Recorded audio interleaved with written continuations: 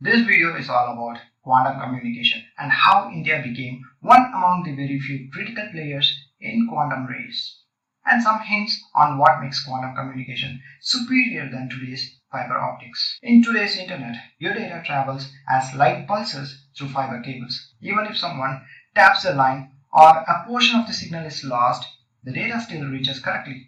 And the problem is, you may never know it was intercepted because classical communication is built to tolerate loss and not detect intrusions. If that surprises you already, the coming minutes are worth watching. India, under the National Quantum Mission, has demonstrated a 1,000-kilometer quantum communication network. Developed by QU Labs, this system does not just send data. It creates encryption keys that expose any attempt to spy the data being sent.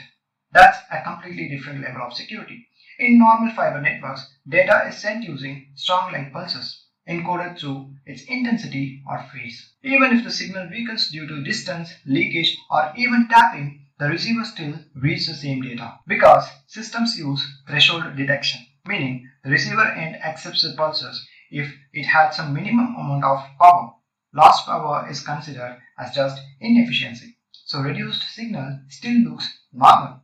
And this is the gap that makes the data transfer prone to theft. Data can be partially copied without revealing or identifying the intrusion. That should be a concern. In quantum communication, signals are reduced to a single photon or extremely weak pulses that mimic some characteristics of singular packet of energy. Information is no longer in strength, it is stored in the quantum state, the very fragile state of the photon.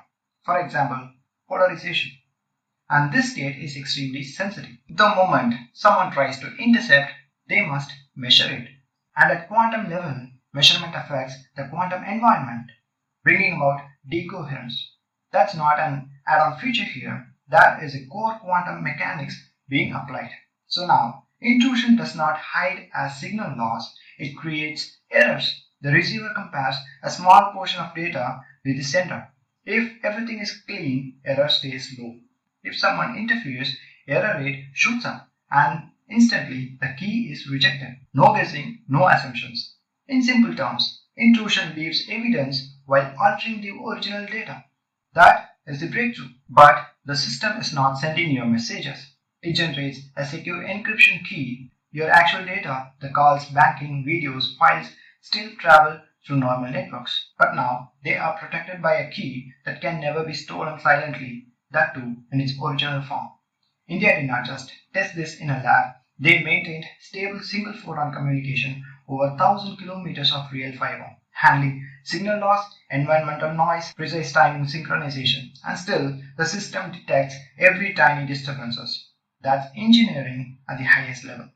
Globally, only a few countries have demonstrated large-scale quantum communication. China has built longer networks, including satellite links. But with this 1,000-kilometer system, India proves it can build and operate quantum-secure networks, not just research, but deploy.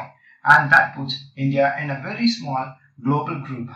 But this holds some critics too. Quantum computers may soon break current encryption systems using superposition qubits, which means today's secure data may not stay secure tomorrow. So this is not just innovation, this is preparation for finance, defense, and all critical infrastructure for everything that runs the modern world, from systems that can be copied without notice to systems where any intrusion leaves proof.